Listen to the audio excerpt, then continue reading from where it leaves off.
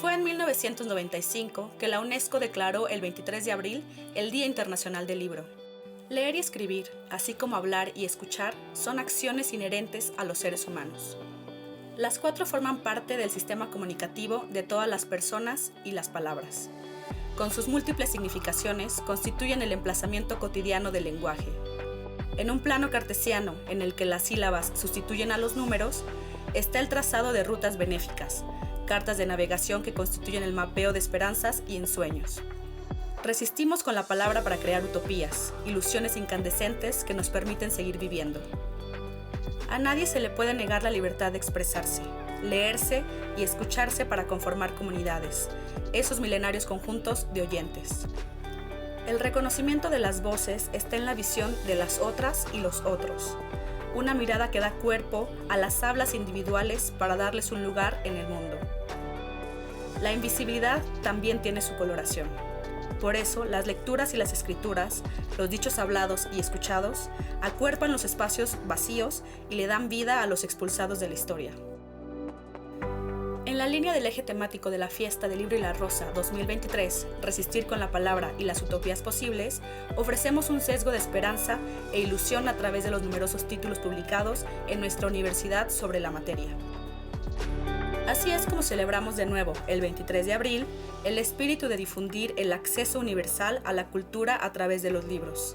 En la viveza y vivencia de las páginas que a corazón abierto despegan las palabras de nosotras mismas y nosotros mismos.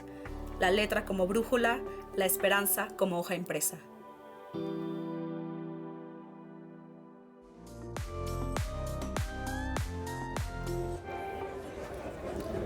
Bienvenidas, bienvenidos, bienvenidas a esta fiesta, a esta celebración, a este jolgorio en torno a los libros y la lectura.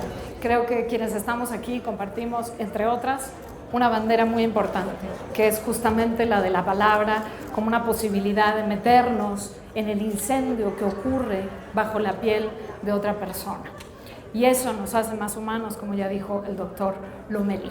Me da muchísimo gusto estar en esta mesa inaugural, así que no voy a tomar más tiempo para rollo, directamente paso a presentar a mis compañeras, mis colegas aquí en la mesa. La doctora Rosa Beltrán es escritora, es editora y creadora de colecciones literarias, lo que es muy importante, no es poca cosa. En 2022, ella ganó el premio a la excelencia en las letras José Emilio Pacheco por la novela Radicales Libres. Este premio lo entrega la Universidad Autónoma de Yucatán. Es miembro de la Academia Mexicana de la Lengua y es, por supuesto, coordinadora de difusión cultural de la UNAM. Claudia Piñeiro es escritora, es guionista, ha recibido muchos premios, voy a mencionar dos, el Premio Clarín de Novela y el Premio Sor Juana Inés de la Cruz. Entre sus muchas obras, voy a mencionar algunas y me voy de la más reciente un poco hacia atrás. El tiempo de las moscas de 2022 es una exploración sobre la identidad, la venganza, la maternidad, la sororidad, si se vale la palabra, o la amistad entre mujeres. Inés, la protagonista, dice en algún punto: si sobreviví a mi madre, puedo sobrevivir a un tábano cualquiera con su ponzoña. Más atrás, en 2021, Catedrales, una novela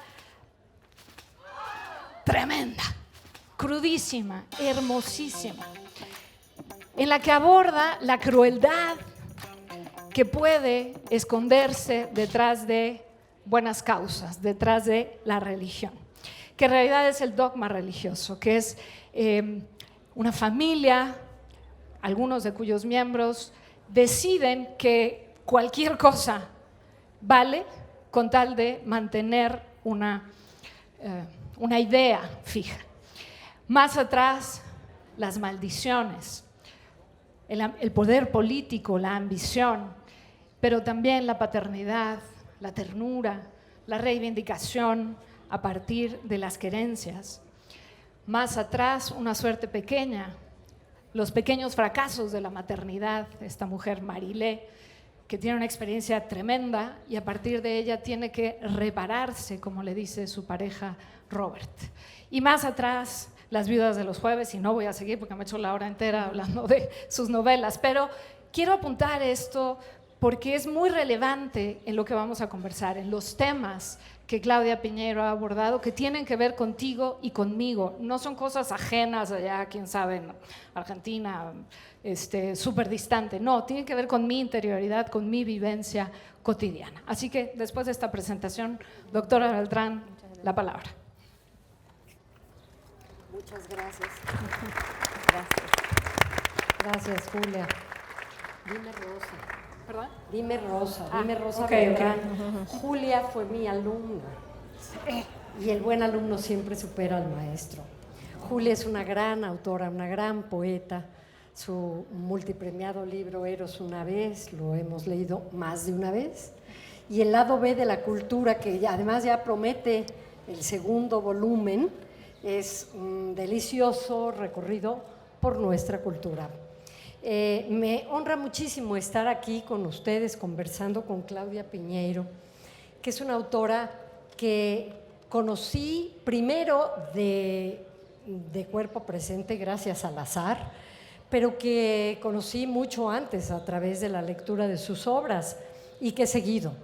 He estado afortunadamente en algunos certámenes donde ella ha participado, pero además me acompaña en sus libros continuamente. Es una autora muy prolífica, como dijo Julia, se nos va toda la fiesta el libro y la rosa si nos ponemos a mencionar su obra, ya te preguntaremos sobre eso.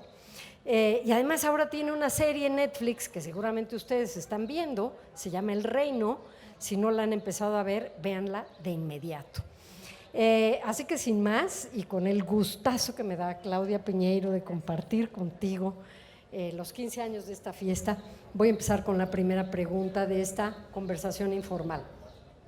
En Catedrales tienes una frase lapidaria: la verdad que se nos niega duele hasta el último día. Fíjense, la verdad que se nos niega duele hasta el último día. Tus novelas tienen varias capas y en general muchas de ellas una estructura policíaca, como dicen en tu país, en Argentina, el policial, que además es un género que les encanta y que nos encanta, pero tú lo has convertido en algo más, tú has transformado ese género, has convertido muchas veces a las mujeres en tus detectives, al mismo tiempo que en los victimarios. Haces otra cosa con ellos y en tus novelas tratas temas que son recurrentes, porque quizá uno va escribiendo distintos libros, pero los temas te acompañan toda la vida, están en tu ADN por alguna razón que ignoramos, ¿no? Algunos de esos temas: la memoria, la denuncia del poder, el cuerpo, lo siniestro en los personajes más próximos o familiares, miembros de nuestra familia, las distintas maternidades, los feminismos. El Reino, muy concretamente, habla del poder de ciertas sectas evangélicas para manipular a la población a través de la religión, lo que ha llevado a los totalitarismos de varios países latinoamericanos. Totalitarismos de derecha y de izquierda, en una época en la que ya no es muy claro saber qué es la derecha y qué es la izquierda, sino estás conmigo o estás contra mí, lo cual habla de un poder fáctico terrible. Vuelvo entonces a tu primera frase: ¿cómo saber dónde está la verdad? ¿Hay forma de encontrar la verdad? Bueno, qué pregunta difícil. Esto está... No sé si... Hola. Hola. Hola. Bueno, buenos días. Muchas gracias por acompañarnos y la verdad que es un placer para mí, un orgullo que me hayan invitado. Estoy contentísima de conocer este lugar y de escucharlos y además de envidiarlos, ¿no? Porque la presentación que vi recién fue encantadora desde mi punto de vista. Yo la semana que viene voy a estar en la apertura de la Feria del Libro de Buenos Aires, donde seguramente, antes de escuchar a Martín Coan, que es lo que todos vamos a ir a hacer, antes vamos a escuchar a un ministro de Cultura de un partido que gobierna la ciudad, a un ministro de Cultura de otro partido que gobierna el país, se van a pelear entre ellos, van a tener en las primeras filas a todos los que fueron a aplaudirlos y cuando suba Martín Coan, esas filas se van a vaciar y todos los demás vamos a venir hacia adelante a escucharlo, como pasó todos los años en la Feria del Libro. A veces yo le propuse a alguno, bueno, primero arranquemos con el escritor y después vamos a los políticos, pero no hubo forma. Así que nuevamente, entonces cuando los escuchaba acá, tan en sintonía, tan hablando de lo que importa, que es la lectura, formación de lectores y cómo eso influye en las democracias, dije, bueno, qué suerte, qué envidia. Pero vamos a la verdad, ¿no? La verdad, que es una palabra tan poco asible, ¿no? Porque ¿qué es la verdad? O sea, a veces, sobre todo en estos tiempos, y en estos tiempos donde la palabra está tan bastardeada, tan mentida, la verdad de uno no es la verdad del otro. Entonces, llegar a la verdad es bastante complicado. Pero creo que todos tenemos el derecho a esa aspiración, ¿no? Y Rodolfo Walsh, hace muchos años, y yo lo he tomado en alguna de mis novelas, con respecto a los crímenes de la dictadura, dijo, bueno, si no hay justicia, por lo menos que haya verdad. Y creo que en muchos de los casos de cuestiones que han pasado en mi país, en el de ustedes y en otros, uno se conforma aunque sea con la verdad, con que se sepa qué pasó, que nos digan qué pasó, ya ni siquiera con la justicia. Entonces me parece que la verdad es difícil, pero es la utopía máxima, ¿no? Por lo menos saber qué es de nosotros, qué pasó con nosotros. Eso es lo que nos va a ayudar a que no vuelvan a repetirse los mismos errores, ¿no? Retomando esto que menciona Rosa, que mencionas, Claudia, una constante en tu obra es la memoria. Pienso en las Madres de la Plaza de Mayo, en las Madres Buscadoras de Sonora, en particular en las memorias de mujeres. En tu novela Una suerte pequeña, Marilé tiene un hijo, Federico, que es historiador. Y Federico dice que él estudió historia no por las revoluciones del mundo, por su propia vida familiar. Y él dice, todos los hechos tienen un porqué, y a mí me interesan más los porqués que los hechos mismos. Pienso en Rebecca Traister, feminista, quien dice en este libro Buenas y Enojadas, que en inglés es un juego precioso, Good and Mad, no bad, sino mad, con M, dice que el enojo, la rabia, el hartazgo han traído cambios desde las obreras textiles hasta el Me Too. Y lo conecto con tu obra. ¿En qué medida la memoria y el hartazgo y la rabia son fuerzas que llevan al cambio? ¿Cómo lo ves tú? Es una pregunta complicada hoy en día, ¿no? Porque por supuesto que yo creo que el hartazgo y el enojo y la rabia, por lo menos en el movimiento de mujeres, nos ha llevado a cambios, ¿no? Esa cosa de que a veces alguien te dice, ¿cómo soportaron tanto? Y una misma se pregunta, ¿cómo soportamos tantos años estar en un lugar relegado, sin los mismos derechos? Además, digo esto acá, donde hoy se supone tenemos los mismos derechos, a veces no las mismas oportunidades, pero sí los mismos derechos, y hay países donde ni siquiera pasa eso, hoy para muchas mujeres, ya lo veremos en la mesa que sigue, ¿no? Pero también hoy, por lo menos en mi país, hay algunas cuestiones políticas, desde la bronca y el enojo, con los que se manipula a la gente, ¿no? Entonces también hay que tener cuidado con la rabia y el enojo cuando es manipulada por alguien que viene a decir rompamos todo, terminemos con todo, porque esos discursos no están dentro de lo democrático, ni de lo esperable para una sociedad razonable, civilizada, donde podemos opinar distintos, pero siempre nos encuadramos dentro de determinados parámetros democráticos.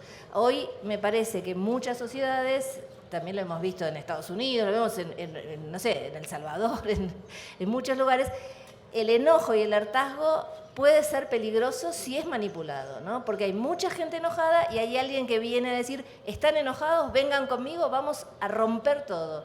Y eso no es bastante peligroso. Por eso es difícil la pregunta, porque a mí me gusta el enojo que nos llevó a nosotras a conseguir los derechos que tenemos, pero tengo mucho miedo de algunos enojos de hoy, ¿no? Qué interesante lo que estás diciendo, porque las palabras no son transparentes, significan una cosa y la otra al mismo tiempo, como la palabra oxímoron, ¿no? Como la palabra fármaco, es remedio y es veneno, todo depende de cómo se use, todo depende de la dosis con la que se la use. Y vivimos en una época de lenguajes resbaladizos, donde la palabra manipula grupos de un lado y del otro. ¿Cómo escapar a esa manipulación? ¿Cómo saber exactamente, y casi vuelvo a la primera pregunta, dónde se encuentra la verdad? ¿Dónde no estoy siendo manipulado? Me importa mucho lo que estás hablando de la utilización de la palabra, ya sea a través de la rabia y del enojo, o ya sea también a través de otros mecanismos muy antiguos, algunos de ellos utilizados por los predicadores, como sabemos, como se ve en tu obra, en los discursos de autoayuda y superación, en las promesas de políticos o de empresarios o de quienes sean, ¿no? Incluso de las madres que detentan esa monarquía de la verdad, híjole, pero que a veces cómo nos dejan perjudicados, ¿no? ¿Cómo saber en este terreno tan resbaladizo cuando estas luchas tengan la rabia por detrás o tengan las buenas intenciones y las grandes palabras y las citas de los filósofos por detrás, nos están llevando a lo que importa? Lo uno a esta otra declaración que te escuché una vez. Dijiste, en Argentina somos expertos en salir a la calle. Salimos a la calle. Aquí tenemos a Claudia Piñeiro, que además de una enorme escritora, es una gran activista, enorme activista. Y claro, si uno piensa en los montoneros y en las madres de la Plaza de Mayo y en toda esa tradición en Argentina de levantar la voz, tú mencionaste a Rodolfo Walsh, ¿verdad? Y a su Operación Masacre, donde lo que importa es sí buscar la verdad, aunque no se logre la justicia. Pensamos en que levantar la voz importa. Levantar la voz en el caso de las mujeres importa. Y te llevo a que abundes, a que nos hables un poco más en el tema de los feminismos, de las voces de las mujeres. ¿A qué te refieres cuando hablas de feminismo horizontal? ¿Y cuáles son los principales problemas del feminismo hoy en día? Hoy me la tienen difícil. Yo creo que el movimiento de mujeres, el movimiento feminista que hemos visto en los últimos tiempos, que hemos visto no porque no existiera antes, sino porque tuvo una expansión mucho más grande y se veía, ¿no?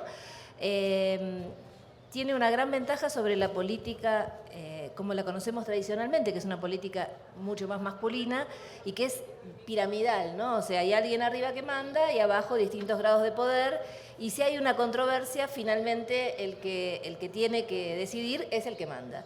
A mí me pasó cuando fui a la primera asamblea de mujeres que alguien dijo, por ejemplo, llevemos paraguas. Y yo sabía que no iba a llover, porque había leído que no iba a llover. Entonces la quise interrumpir y me dijeron, no, tenés que esperar, ¿te anotaste? Bueno, anotate, espera toda la ronda, entonces paraguas, no va a llover. Y vos decís, ¿por qué tengo que esperar todo eso? Bueno, eso hace al poder consensuar y escuchar al otro. Quiero decir, una persona puede sentir, yo tengo algo para decir mucho más importante, cállense y voy a hablar yo. Eso no es el movimiento feminista. El movimiento feminista es aguantarte, aunque pienses que lo que vas a decir vos es más importante, para escuchar a todas las demás y luego hablar, ¿no? Y me pareció una gran enseñanza, incluso para mí, ¿no? De decir, bueno, esto no está mal. En un punto esto es lo que hace que después el movimiento avance. Eso también hace que muchas veces los documentos, al menos en Argentina, que surgen de esos, son un mamotreto donde había que poner un pedazo de acá, un pedazo de allá y otra cosa para que todas lo firmen. Pero bueno, son las negociaciones que tenemos que hacer para que después las cosas salgan. Después todas conseguimos, por ejemplo, la ley de aborto en la calle. La ley de aborto se consiguió por muchos caminos, por una trayectoria de feministas que hace muchos años que trabajaban, por determinadas personas que nos ayudaron, pero básicamente se consiguió en la calle. Y no es solamente esa tradición del feminismo. Hubo un hecho hace unas ferias del libro atrás que se estaba por... la Suprema Corte estaba por decretar un 2x1 para genocidas de la dictadura, que era una cosa que a muchos nos preocupaba. Y ese día había, muchos teníamos participaciones en la Feria del Libro y se convocó una marcha en la calle. Y entonces vos te planteás, ¿yo tengo que estar en la Feria del Libro hablando de libros o yo tengo que estar en la calle marchando para que los genocidas no salgan antes de prisión? Y entonces varios de nosotros llamamos a los que correspondían de las mesas y les dijimos, lamentablemente vamos a levantar la mesa y vamos a ir a la... ¿Tenemos que pasarla para otro día o tenemos que levantarla? Seguramente lo que íbamos a decir ahí lo podíamos decir en otra oportunidad, pero estar en las calles en ese momento era trascendente. Finalmente la feria canceló ese día las actividades, porque a veces las personas podemos tomar decisiones más rápidamente que una institución, ¿no? Y después también nos acompañó. Pero quiero decir, muchas veces como intelectuales, si me permiten la palabra, que a veces cuesta encontrar otra y que está bastardeada, pero digamos pensadores o gente que trabajamos con la palabra o lo que sea, tenemos que plantearnos estas cuestiones de dónde tenemos que estar. ¿Tenemos que estar hablando de libros ahora en este momento o tenemos que estar en la calle por algún otro motivo, ¿no? Y el feminismo siempre estuvo en la calle, y otra cosa que tuvo el movimiento en Argentina y que creo que también es en otros países, que no estaba atravesado por la grieta, ¿no? En la Argentina la grieta de quién está de un lado político y quién está del otro revienta todo, ¿no? O sea, no hay posibilidad de pensar con criterio, con el propio criterio una cuestión, porque si decís una cosa estás de un lado y si decís... El feminismo logró atravesar eso, logró que se sienten en la misma mesa diputadas y senadoras de distintos partidos que estaban luchando por eso. Todas esas cuestiones para mí fueron trascendentes. Y todas esas cuestiones, tengo un poco de miedo, que es lo que está pasando ahora. Yo creo que tenemos que ser muy estratégicas, ¿no? Porque a veces siento que nos perdemos en discusiones que dividen el movimiento y que no son las más trascendentes. Y entonces, por ponernos a discutir a lo mejor una cosa pequeña, no terminamos de ver el conjunto, que es mucho más importante. De todos modos, creo que son momentos, ¿no? Que a lo mejor en estos momentos pasamos por algunas situaciones así y luego acomodamos de nuevo y seguimos como fue este inicio, que para mí fue tremendamente promisorio. Pero ver países donde empiezan a dividirse las marchas porque algunas mujeres son trans excluyentes y otras trans incluyentes, realmente me apena muchísimo, ¿no? El movimiento feminista, considero yo, es un movimiento incluyente, todos y todas las que queremos estar ahí tenemos que estar ahí, todas, digamos, los que estamos peleando por los derechos de las mujeres. También nos han acompañado hombres en las marchas, ¿no? Y mis hijos, los hijos de otras, o sea, no es que tenemos que ser solamente mujeres, pero básicamente esa pelea a mí me tiene muy preocupada, me duele mucho, creo que la tenemos que superar y pensar que los mismos derechos que necesitamos las mujeres que nacimos mujeres y que nos pusieron el sellito son mujeres, son los mismos derechos que están peleando y otros más también, las comunidades LGTB, y que ¿por qué no vamos a seguir peleando juntos, no? Qué importante. Sobre esto que... Perdón, juntas, porque uno tiene esa deformación, ¿no? Juntas. Bueno. Este micrófono no funciona. Creo que vamos a tener, sí, gracias, sí, lo estamos hablando. Sobre este punto que mencionas de las distintas manifestaciones de los feminismos, está muy presente como inquietud en el ambiente las maternidades. En la Cátedra Carlos Fuentes, que tengo mucho orgullo en presidir, tenemos ahora mismo un seminario que se llama Narradoras de lo extraño y lo perturbador, donde muchas de los ejes tienen que ver con las maternidades en sus costados, digamos, menos luminosos. Y pienso, por ejemplo, en Inés, la protagonista del Tiempo de las Moscas, que dice: yo me licencié de la maternidad, y no se refiere a su hija como hija, sino a la mujer que parí. Pone un universo de distancia. La propia Marilén, Una suerte pequeña, dice cómo conciliar la ambivalencia de amar profundamente a un hijo y cuestionar el rol de la maternidad.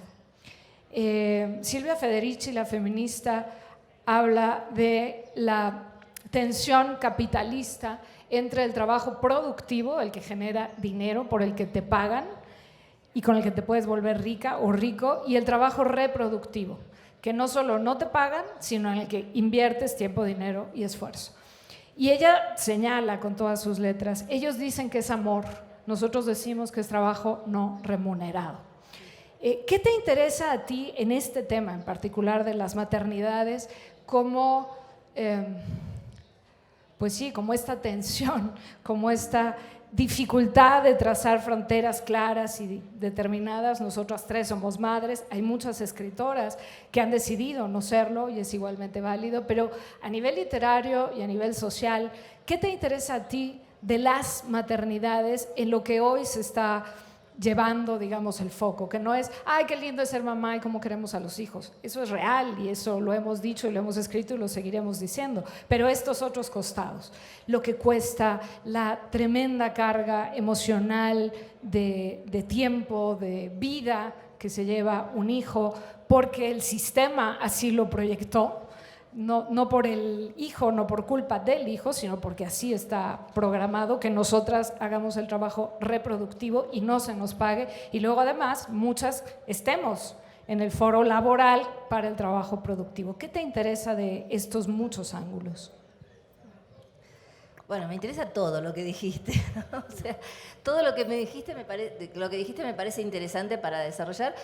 Y una primera cosa que yo diría dentro de lo que estamos hablando, que son los libros, la literatura, estamos en una universidad y en una carrera de letras también, es que una cosa que me interesa es que la maternidad, las distintas maternidades, la no maternidad, pasen a formar parte de la literatura sin ningún otro adjetivo después. Quiero decir, durante mucho tiempo la maternidad era literatura para mujeres, literatura romántica, literatura no sé qué, y hoy la maternidad que vos decís y que nombrás a Inés está en una novela que es El tiempo de las monjas, perdón que diga mi ejemplo, pero es el ejemplo que pusiste vos, que está finalista del premio Dashiell Hammett, que es de novela negra. Entonces, que una novela sobre la maternidad y la amistad de dos mujeres sea finalista de un concurso de novela negra, a mí me parece interesante como operación literaria, porque sacar a esos temas de algunos lugares cerrados donde nos habían querido dejar, ¿no? Bueno, ustedes quieren hablar de esto, hablen, y la mesa son solo de mujeres hablando de sus libros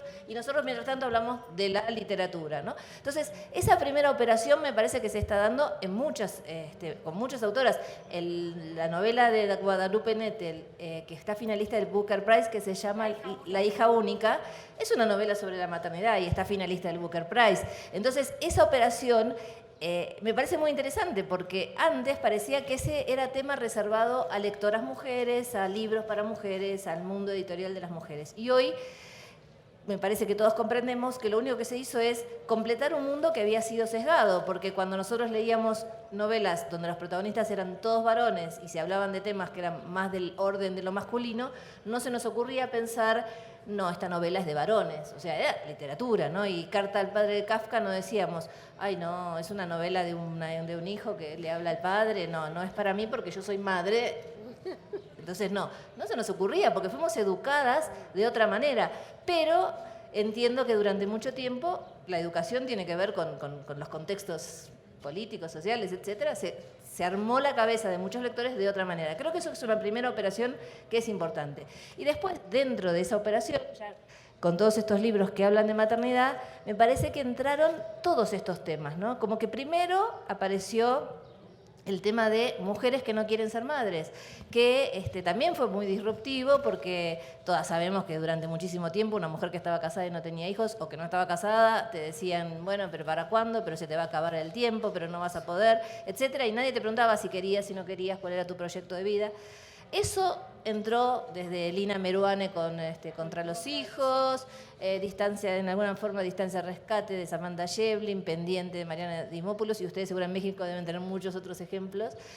Perdón que hago muchas referencias argentinas porque son las que tengo más a mano en la memoria. Ese tema está muy transitado, me parece que está instalado. Nadie se pregunta ya, una mujer es madre o no es madre, en estos contextos, ¿no? Por supuesto que en la sociedad sí. Pero ahora también hay muchos otros textos sobre la dificultad y reconocer estos conflictos, que parecía que no había un amor profundo si uno reconocía esos conflictos. Como vos dijiste, hay un trabajo asignado que nos hicieron siempre creer que era amor, y el amor está probablemente, pero no quiere decir que no sea un trabajo asignado, y que por ejemplo en Argentina, dentro del Producto Bruto Interno de Argentina, el 20% es trabajo no remunerado de cuidados, ¿no? De hijos, de padres, de lo que sea, de lo que hacen habitualmente las mujeres. Entonces, 20% del Producto Bruto Interno es amor en la Argentina. A mí no me suena que es trabajo no remunerado. Ahora, que después haya amor en ese trabajo, porque obviamente, y no siempre, querés a tus hijos, te llevas bien con ellos, haces la tarea, todo eso puede ser. También pasa esto otro, que puede ser una relación que no funcionó, que una mujer realmente no sienta ese vínculo con el hijo, a lo mejor porque nunca quiso ser madre y no se atrevió a decir en su momento no quiero ser madre, y finalmente fue madre cumpliendo con roles impuestos en la sociedad y tuvo que hacer toda la vida una tarea que no le interesaba hacer, y bueno, en el medio nació un hijo, nació una hija. Ojalá ese vínculo fuera preservado, pero entiendo que puede haber casos en que no. Todo eso me parece que empezamos a contarlo muchas de nosotras sin juzgar, ¿no? No hay un juzgamiento, no hay acá están las buenas y acá están las malas. Es lo que nos pasa a todas, ¿no?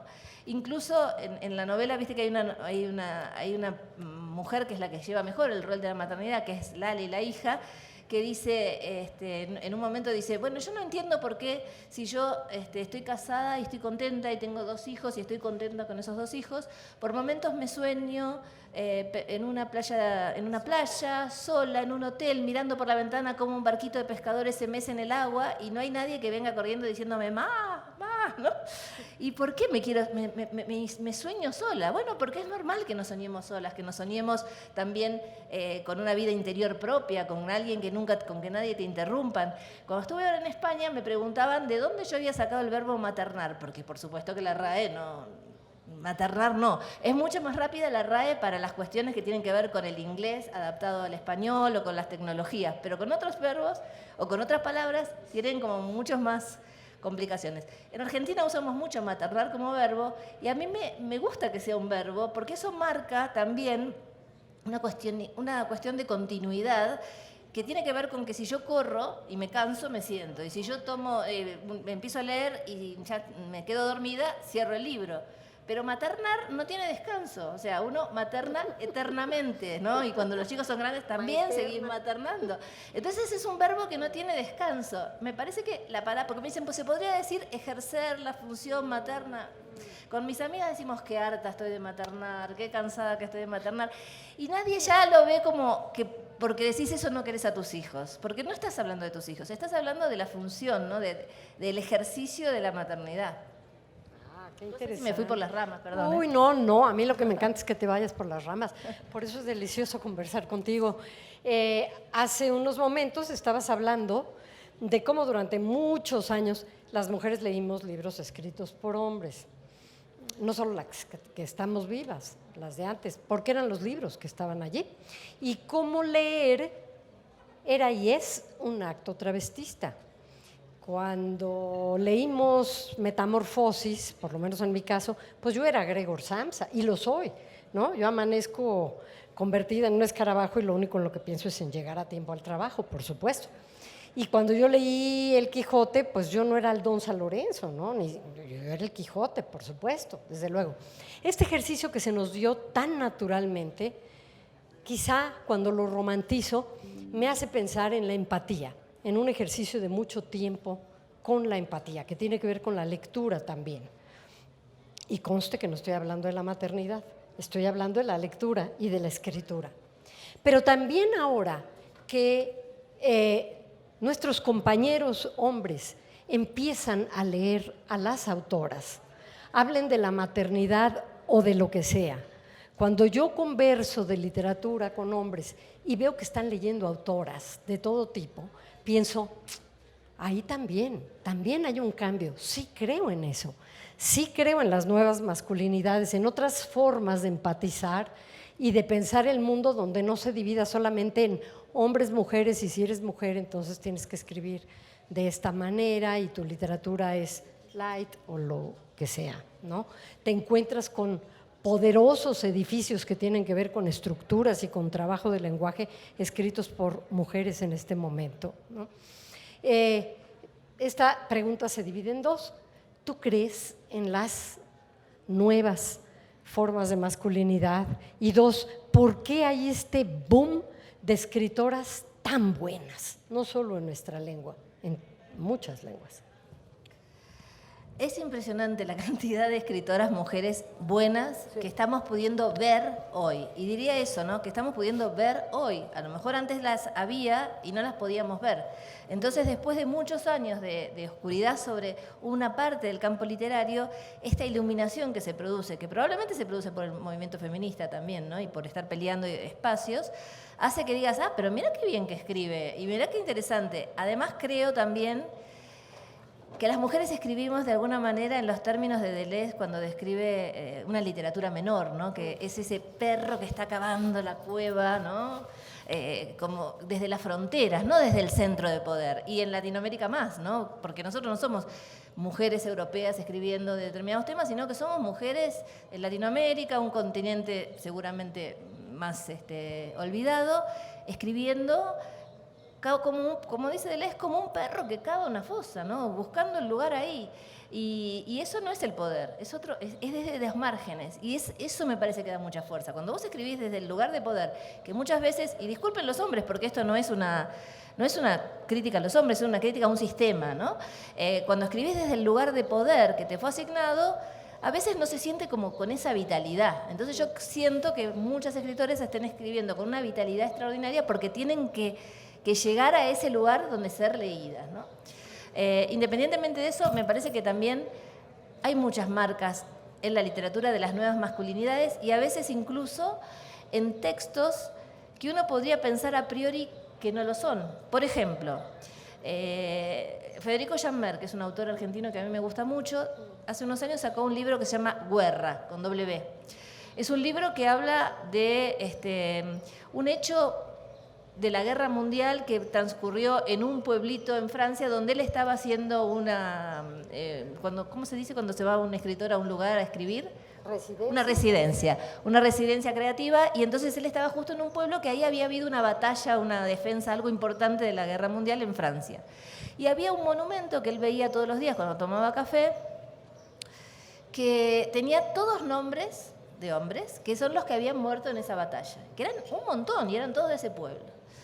Entonces le tocó estar ahí el día de la conmemoración de ese hecho y ve llegar un auto del que se baja un viejito que apenas puede caminar porque estaba muy mayor, va al baúl de su auto, estoy describiendo el libro como me lo recuerdo, ¿no? O sea, ojalá vos lo puedan leer, va al baúl de su auto y saca una campera, un saco lleno de medallas y condecoraciones de la guerra, ¿no? De cosas que le habían dado, se lo pone, el autor dice que se siente como que le pesa más aún que su propio cuerpo, y ahí se endereza, se pone firme y marcha hacia el monumento a honrar a los caídos y hacer el acto que tienen que hacer por lo de la guerra.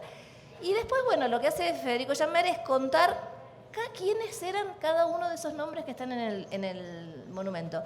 Y a mí me parece un libro que retrata muy bien este aspecto nuevo del mundo, donde nosotros reconocemos el rol que nos tocaron y los hombres también pueden reconocer ese rol no desde la victoria, de ganamos la batalla, sino nos convertimos en este viejito que a pesar de no dar más tiene que igual seguir levantando el pecho y cargando las medallas porque es el rol que nos tocó a nosotros también.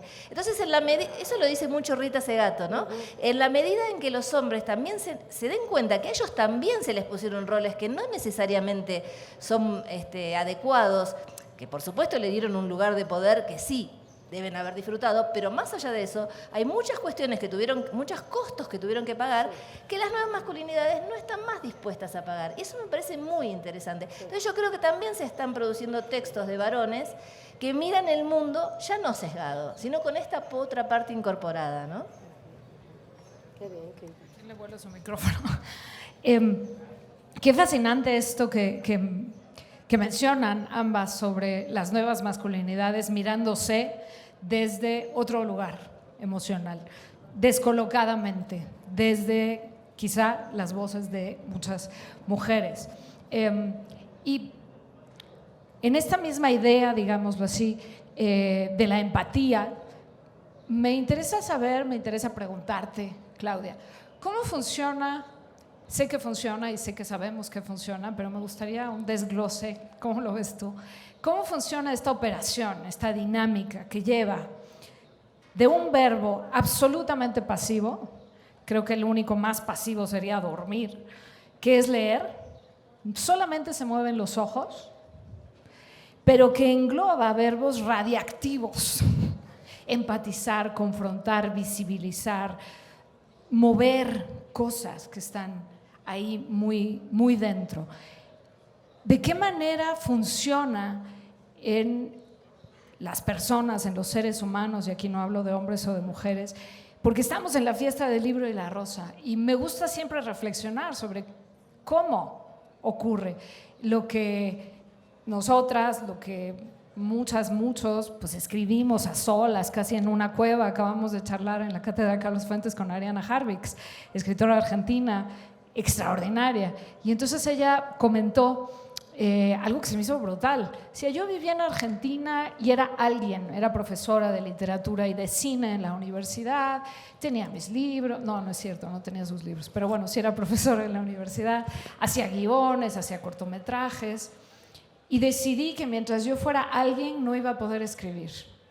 Entonces se fue a Francia, no a París, a un pueblito perdido en la distancia donde dice que no tiene ni vecinos, y dijo: yo tuve que pasar por la humillación de no ser nadie, de ni siquiera hablar bien la lengua y que me vieran como retrasada mental, porque muchas veces los franceses hacen eso, para desde esa humillación, desde esa incomodidad poder crear.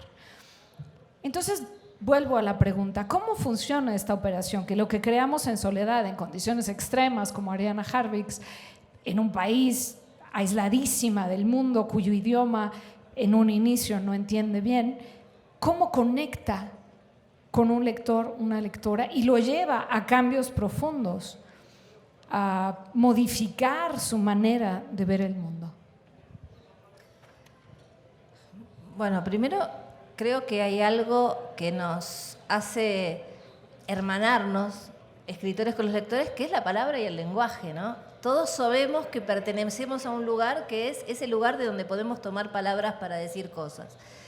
Y tengo la sensación muchas veces que lo que encuentran en los lectores, en los libros, además de mundos diferentes, de viajes, de personajes, de cosas que tienen que ver con la imaginación y que son las que nos hace, digamos, el primer motor para agarrar un libro tal vez, es encontrar escrito esos que ellos tenían dando vuelta en la cabeza y que no sabían cómo bajar a palabras, ¿no? Antonio Tabucchi dice que los escritores muchas veces nos dicen que somos... que hay premonición. Vos nombraste a Kafka y él lo refiere a la metamorfosis, ¿no? Esta cosa que se decía de Kafka, que él había anticipado el nazismo, y en realidad lo que estaba haciendo era ver las circunstancias que ya estaban ahí, ¿no? Que ya estaban ahí, que iban a derivar en el nazismo. Y muchas veces pasa, ¿no? Que un autor parece que se anticipa un hecho y te dicen: ay, pero ¿cómo lo escribiste antes? Y no, ya estaba ahí. Lo que pasó es que lo vemos porque estamos siempre con las antenas paradas, pero además tenemos, por el oficio, la posibilidad de bajarlo a palabras. Entonces pasa que el lector se sorprende porque dice: si yo tengo este recurso, si yo tengo las palabras, ¿por qué yo no pude decir esto que está acá? Y eso me parece que es algo que nos hermana, ¿no? Como esa cosa de qué suerte que esta persona vino a decir lo que yo quería decir. Eso me parece que es una operación que se produce. Y después la otra que decía antes, ¿no? Que es ¿qué cantidad de cosas se nos abren en la cabeza a partir de poder leer, ¿no? Vos decías antes que vos te sentías Kafka, y a mí me pasó... sí, exactamente, el bichito. Sí. Que a mí me pasó que cuando yo iba al colegio, en mi casa, mis padres decían que era importante leer, pero había una pequeñísima biblioteca porque éramos de una clase media baja. Entonces se compraban pocos libros. Entonces yo esperaba con mucha ansiedad cuál era el libro que se iba a comprar ese año en el colegio, o cuáles eran los que me iban a indicar en el colegio, porque esos mis papás los iban a comprar y yo iba a tener libros en mi casa nuevos para leer. Y un año pidieron Relatos de un náufrago, de García Márquez. Y yo me enojé terriblemente con la maestra porque dije: ¿a mí qué me importa una historia de un marinero que naufraga y que queda en un botecito ahí a la deriva y no sabe...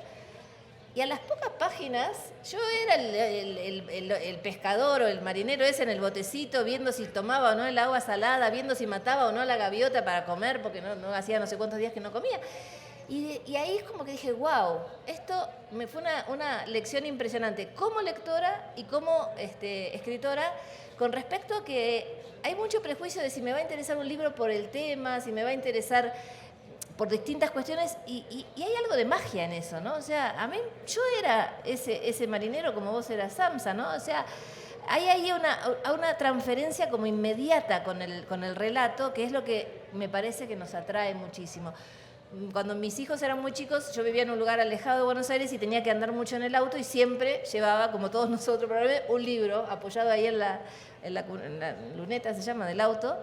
Y un día mi hijo agarra así y me dice, ¿pero qué hay acá adentro que lo llevas a todas partes? Y yo decía, bueno, ojalá algún día sepa qué hay ahí adentro y eso sea lo que le sirva como motor para la lectura, ¿no? Porque básicamente es eso, ¿qué hay ahí adentro? ¿Qué hay ahí adentro? ¿No? Qué bonito, pues se nos está acabando el tiempo, sí. Va la última. Sin quererlo, en esta conversación de pronto confluyeron ambas en cuando menos dos situaciones, dos movimientos, dos sistemas que hacen que las diferencias queden de lado, que no sean tan importantes, por el bien mejor. Los feminismos, ¿sí? Sin todas estas minucias de si eres trans, incluyente, trans, excluyente, todo esto que provoca otra vez situaciones de violencia. Sí, pero ganar la equidad, la igualdad, esto es más importante, los derechos de las mujeres. Y todas vamos por lo mismo, no importan los partidos políticos, ni las familias, ni los orígenes. Esa es una. La otra, lo acabas de decir, es la lectura. Ahí somos uno, ahí nos encontramos otra vez. Ahí va la última pregunta, porque fíjate que es algo que me ronda y me ronda con cierta inquietud todos los días. Nosotros no solo habitamos espacios, nosotros habitamos discursos. Cuando tú vives en un lugar donde todos los discursos son de odio, cuando toda la conversación colectiva es unos contra otros, esto contra aquel, todo el tiempo, todo es confrontación, el espacio vital se te vuelve insoportable. ¿Cómo conseguir una conciliación pese a las diferencias? Cuando vivimos en un mundo, porque esto no solo pasa en este país, sino en el mundo, tan enormemente polarizado y violento. Ojalá encontremos la respuesta, porque hasta ahora lo único que encontramos son discursos de odio, ¿no? Pero en ese sentido también quiero marcar que hoy se habla mucho de los discursos de odio en general y que desde el feminismo hace años que venimos señalando que sufrimos discursos de odio, que recibimos amenazas en las redes sociales.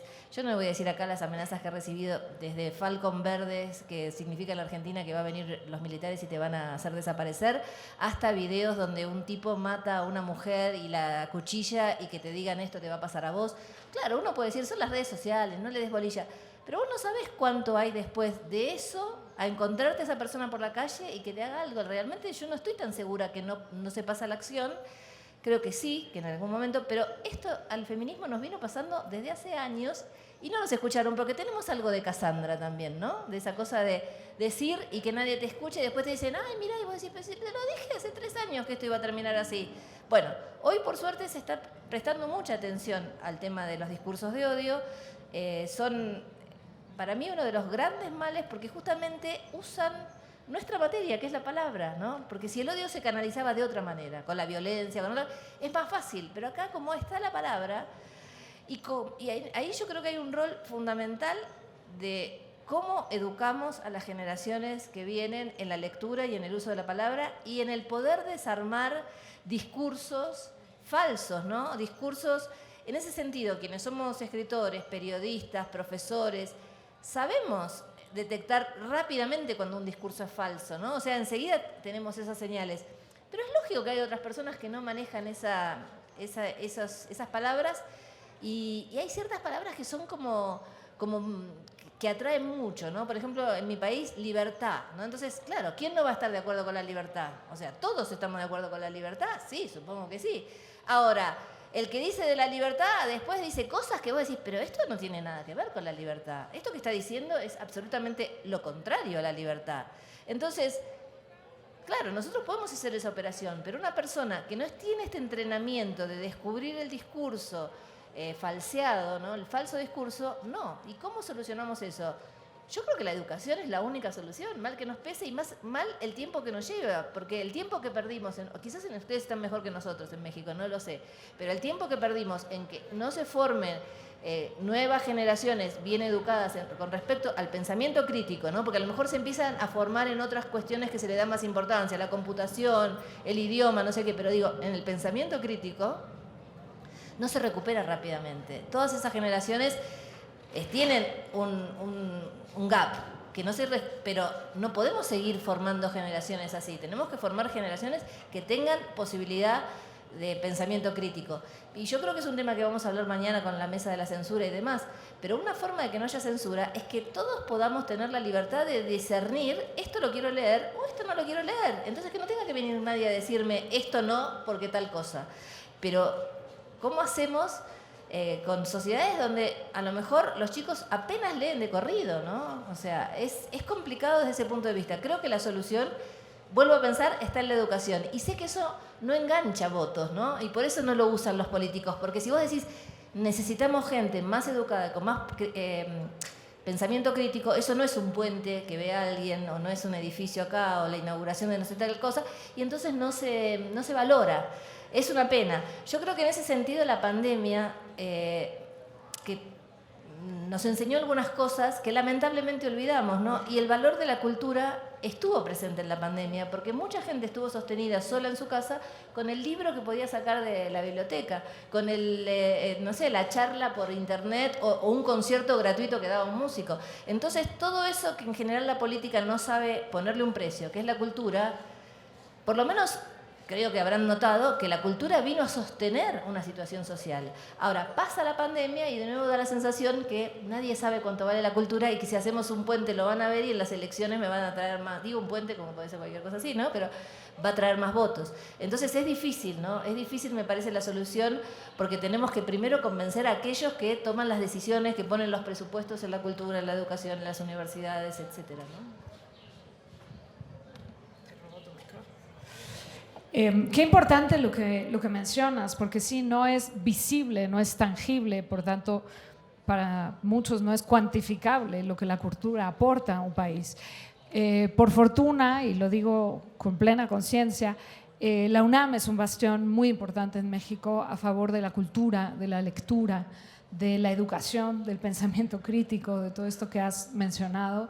Y está cumpliendo, creo, un papel muy relevante en este sentido, no en la ciudad, en el país. Y a través de las redes sociales y las plataformas como esta misma que se está transmitiendo en vivo por TV UNAM y después quedará colgado en YouTube también para otros países. Pues llegamos al fin de esta conversación. Rosa Beltrán, muchas gracias. Gracias, Claudia Piñeiro. Qué privilegio poder hablar de estos temas que nos tocan tan en las entrañas, que no, como digo, no son números allá afuera que no tienen nada que ver conmigo, no, tienen directamente que ver con mi interioridad, con las cosas que me conflictúan, que me alegran, que me retan, que me emocionan, y de eso se trata esta fiesta del libro y la rosa. Así que muchas gracias a ustedes también por estar aquí, a quienes se conectaron a través de TV UNAM o lo verán en diferido. Pues sigamos comentando estos temas, sigamos reflexionando, sigamos teniendo una actitud crítica, porque sin ella, pues más o menos, ¿para qué hacemos lo que hacemos? Muchas gracias, Claudia, muchas gracias, Rosa. Muchas gracias, Claudia, qué privilegio tenerte en la UNAM. Qué maravilla, y a leerla.